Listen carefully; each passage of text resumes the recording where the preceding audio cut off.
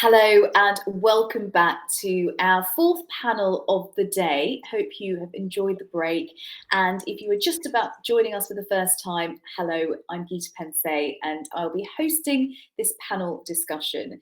Now, with the public sector moving to a more hybrid working model, the increase in email communication and pressures of keeping public services running digitally post-pandemic has highlighted the vulnerabilities of human error.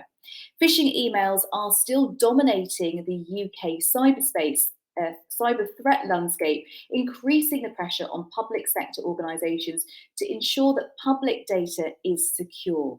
In 2021, just to give you a bit of context, data emailed to the wrong recipient was the most common incident type reported to the ICO, with health and education having the most incidents, making human error 75% of the total reported. So a really big topic of conversation. In this panel discussion, we'll hear how organisations can address cyber risk due to human error and also hopefully gain insight into lessons learned.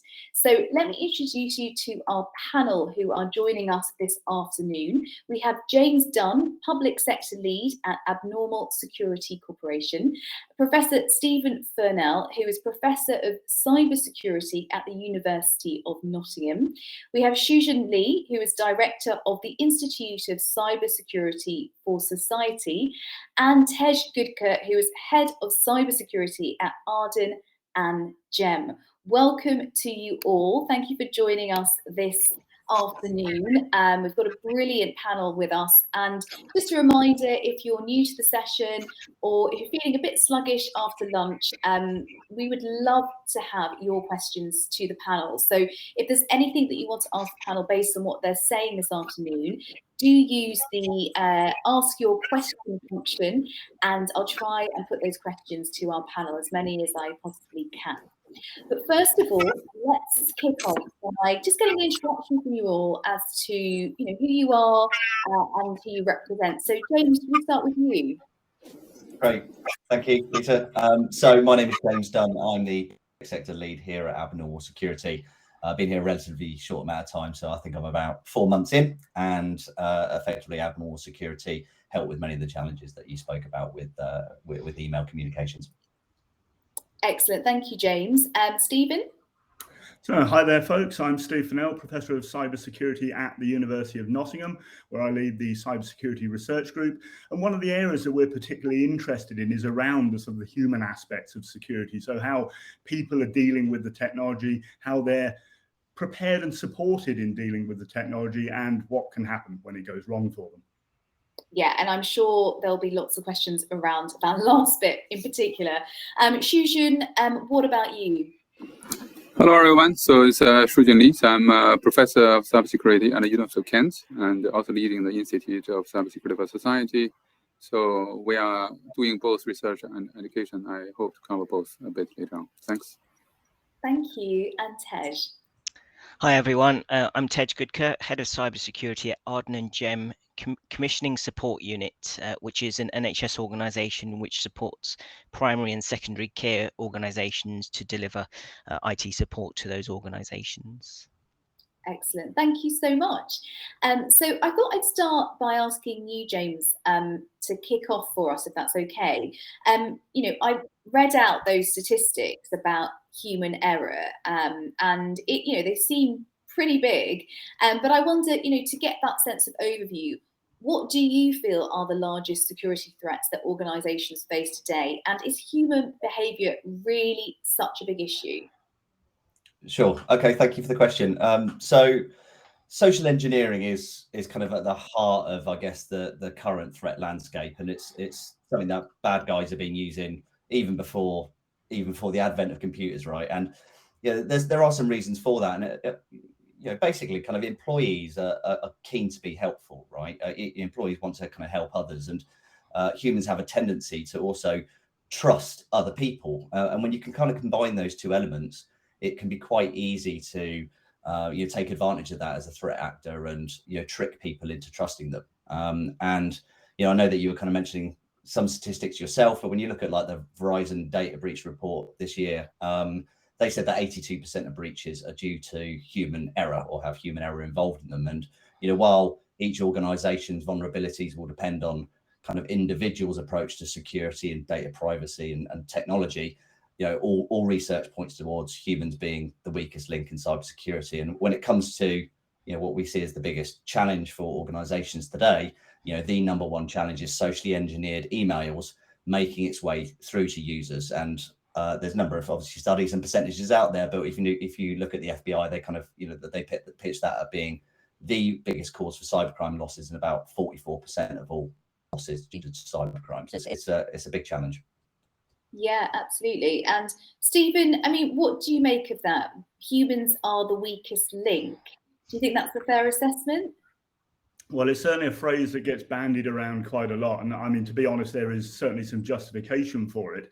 I mean, quite often people sort of want to jump in and be defensive and say, no, people can be the strongest link, etc. But I think the problem is that they're often not. They often are a weak link because they're not being effectively supported to understand and play their part in cybersecurity as effectively as they could be. So they may be the weakest link, but that doesn't necessarily mean it's their fault, and it's not something that they're intending to be. I mean, and this issue around human error, for example, and the headline figures, sort of 82-85%, depending on what year you look at, it's always in that high realm, being down to human error. But what sort of human error is it? Is it, as you mentioned, sort of people misaddressing an email, so they type in Steve and it goes to the wrong Steve because they weren't careful about what the autocomplete was? Or is it because they've sent some data that they really shouldn't have sent to somebody because they don't realize the value of the data, the thing they put in an attachment? So it's two types of error, but for very different reasons. And one is more preventable perhaps than another through training, and another just requires an element of alertness on the part of the person, or maybe some sort of additional check that when the send is pressed to make sure they're actually sure that that's the right person to be sending to. And I suspect we'll have a chance to come back to it later in the session, but this whole issue of how much we support people, where we direct what we call training for people and awareness, and what form that takes, I think often underlies how well people are positioned in this context. Yeah, absolutely. And I just wondered on that point, how much is this due, Stephen, to lack of interest rather than lack of awareness? Is this about people not being educated or actually sort of not caring enough?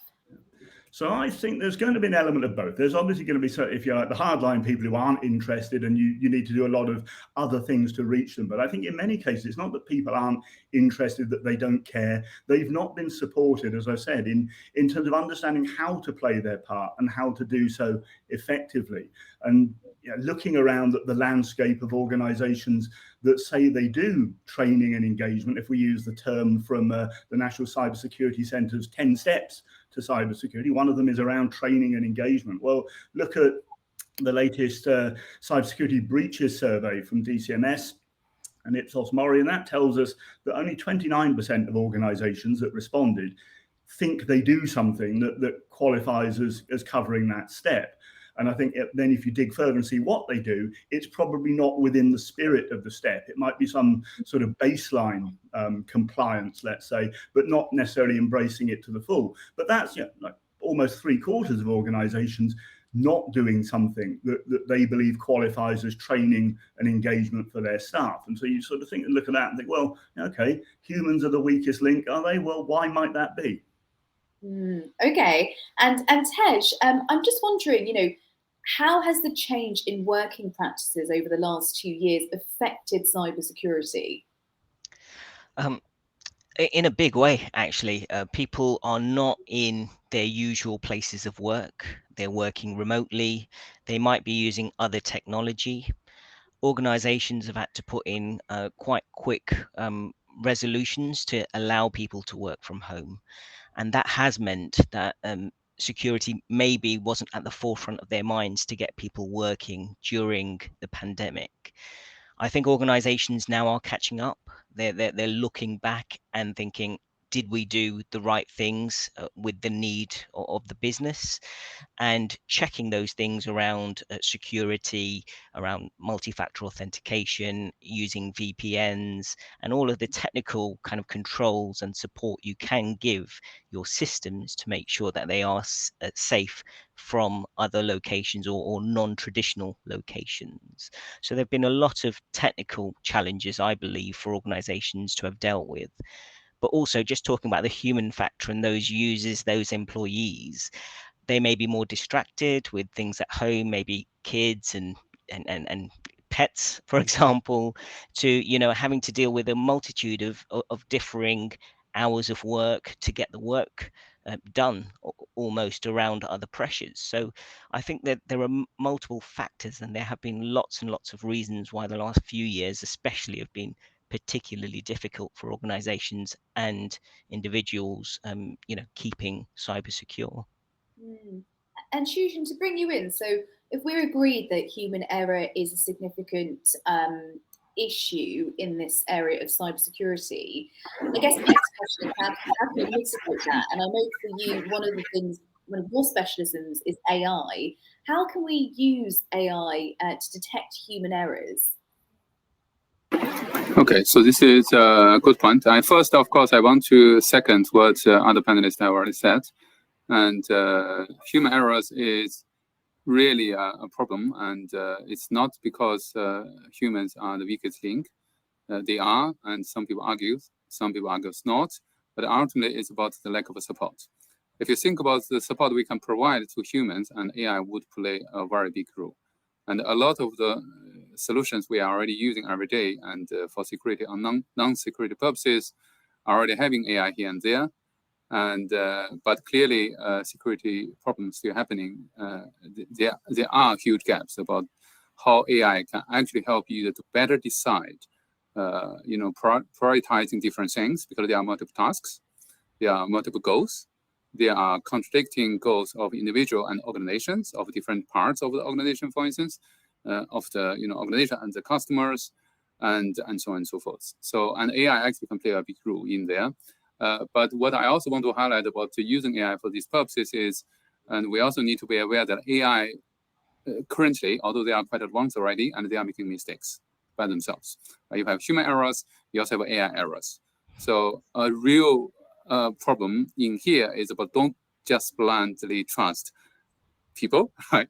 Don't just blindly trust machines, and they need to work together. This is something in the military and defense sector has a nice term called human-machine teaming, and which really require human and machine working together, which can be used not just for preventing, detecting security, but also about even better education, right? Education can have AI in it as well, right? If you make it fun, make it more interesting, and machine and human working together.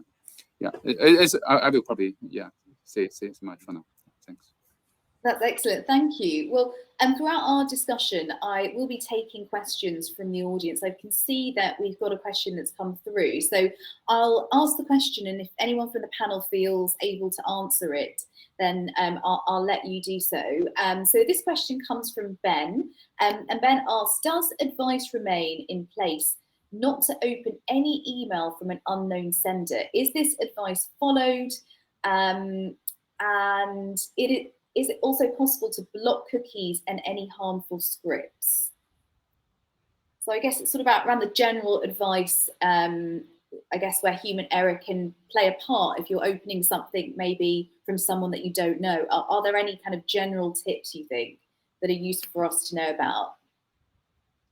Yeah, I can take the first part. So I believe it's people will click on emails from people they don't know. I think we all get emails from a multitude of different organizations and locations, and we will click on emails. To ask, I think, people to say never click on an email from someone you don't recognize, I think is unrealistic. That's maybe too harsh. I think it's thinking, being clear in your thought, giving yourself some time and space. If that is the case, that could be the first trigger. I don't recognize this person who sent me an email. And then maybe look at the subject, maybe the time it was sent. Does it have an attachment? If you do click on it, sometimes you get a preview and you may be able to have a look at, for example, any links. And before you click on any links, maybe do that hover over the email to check. A lot of email clients also now have inbuilt sort of helpful wording around the subject or the person to say, this is the first time you've had an email from this recipient. So there are clues and technology, as Shujun was saying, that are actually helping us and can support decision making. With regards to attachments, a lot of systems also can strip out the email or give you a warning to say it looks unsafe or harmful. Are you sure? And we're going back to the Cyber Essentials plus 10 steps. One of the tests for organizations to do is nearly give you a second chance. You've clicked it once, and often it will ask you, are you sure? And they want those additional sort of levels of assurance there for individuals to maybe think twice before double clicking and opening a link. That's brilliant. Thank you. Does anyone else want to chip in?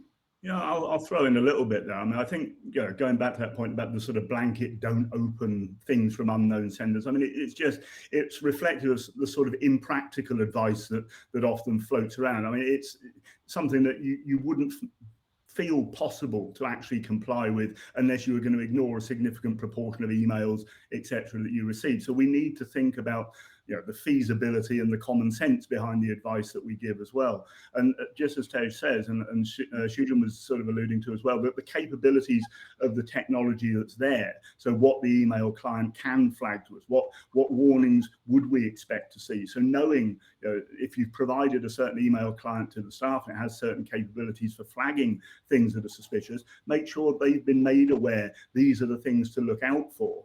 These are the things it won't warn you about. Here's where you still need to have your sort of spider sense about you in terms of what the potential links you might be sort of solicited to follow, etc., etc. So knowing the degree to which you've got the support to back you up and the extent to which you've been made aware of that as a sort of safety blanket, basically, safety net. Brilliant, some excellent advice there. Thank you for that question. And I've actually got another question that has come in. I've got a few, so it's just disappeared. Let's go with this one.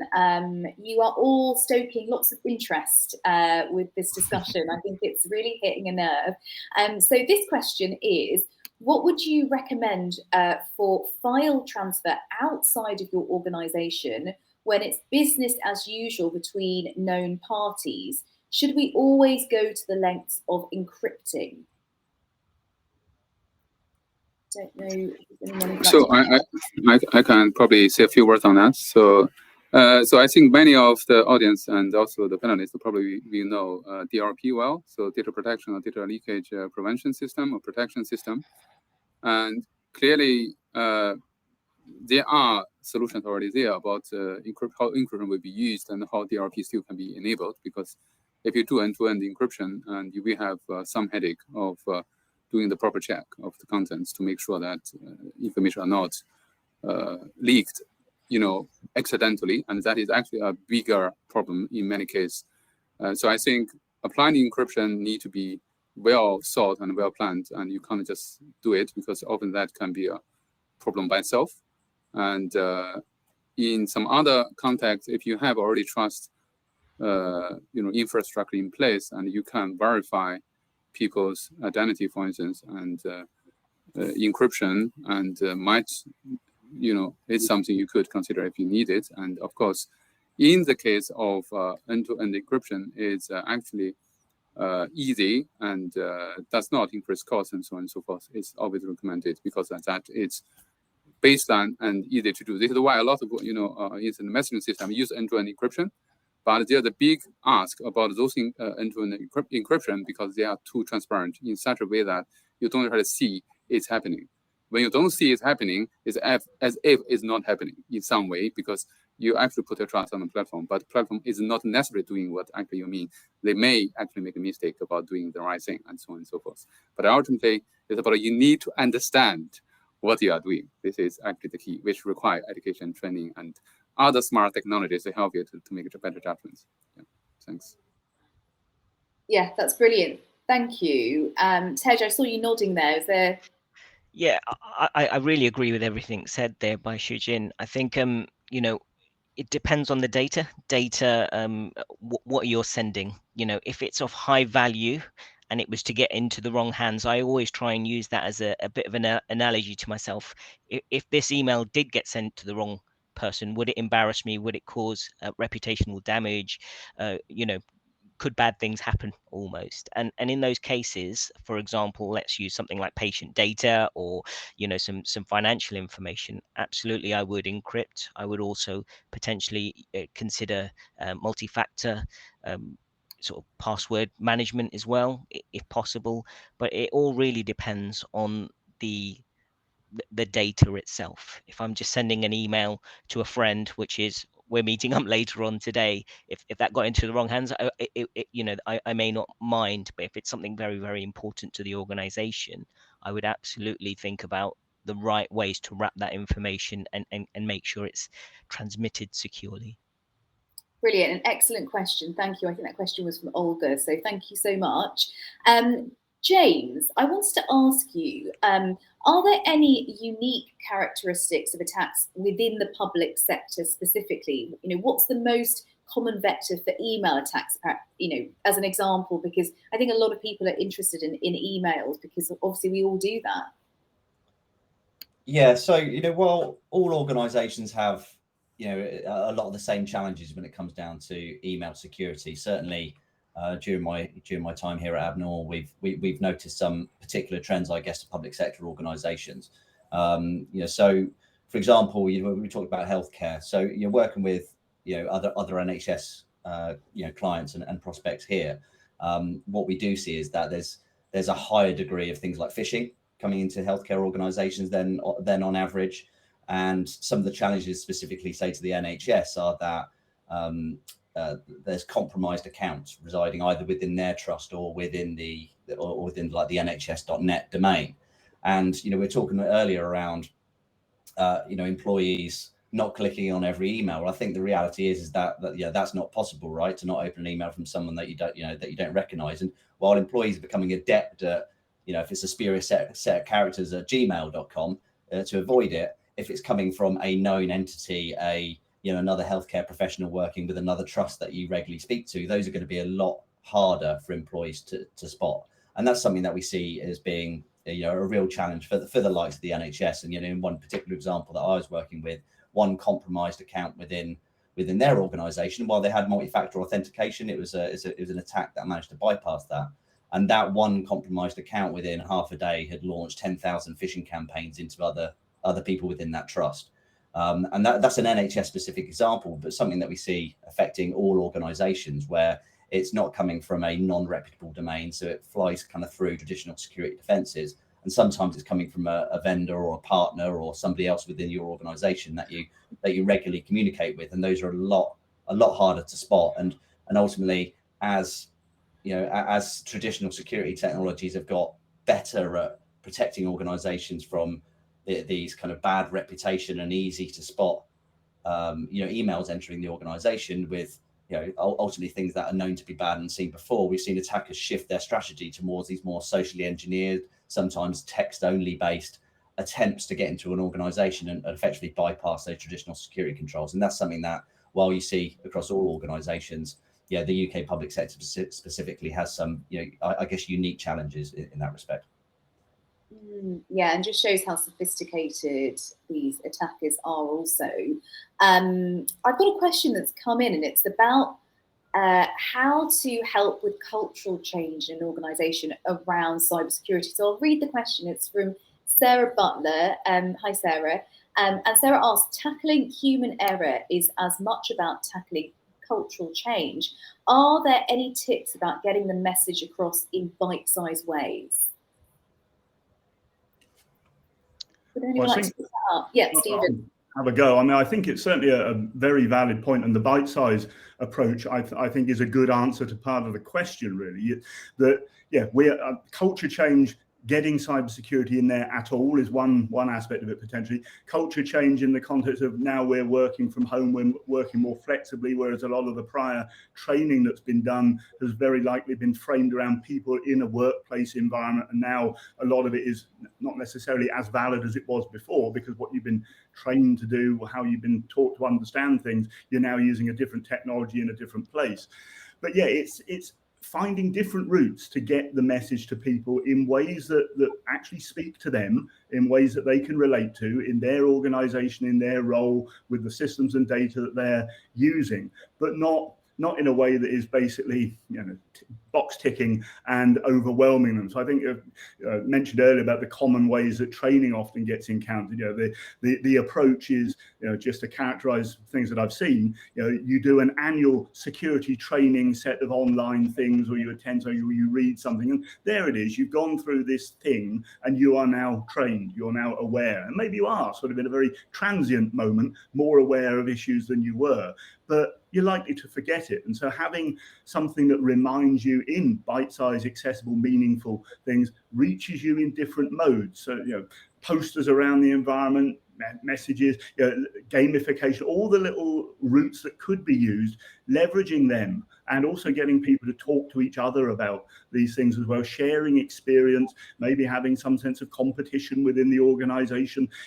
Anything that actually keeps it live and keeps people engaged with it is likely to be better than the, okay, we've done it and you're trained approach that I think tends to predominate. Yeah, interesting point. Is there anyone else who'd like to add to that?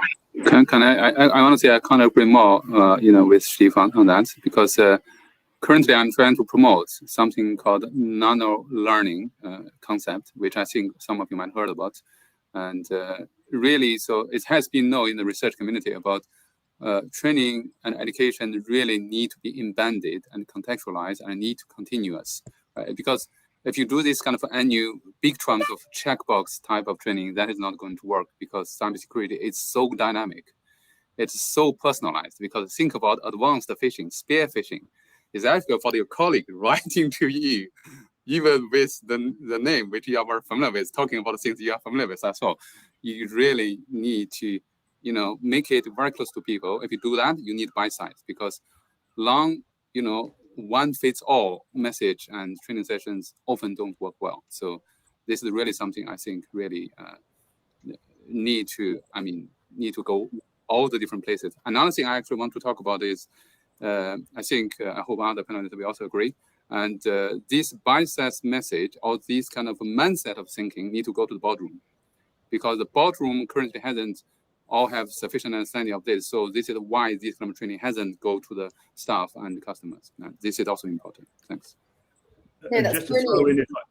Just to throw in, if I could, I mean, the other element of the bite-sized sort of nano bit is to try and get it as close to the place where it's needed at the time the staff member or user needs it. So one of my PhD students is doing something that we've termed context-based micro training, which picks up that nano aspect and tries to apply it at the point where somebody's facing the security situation that needs the support.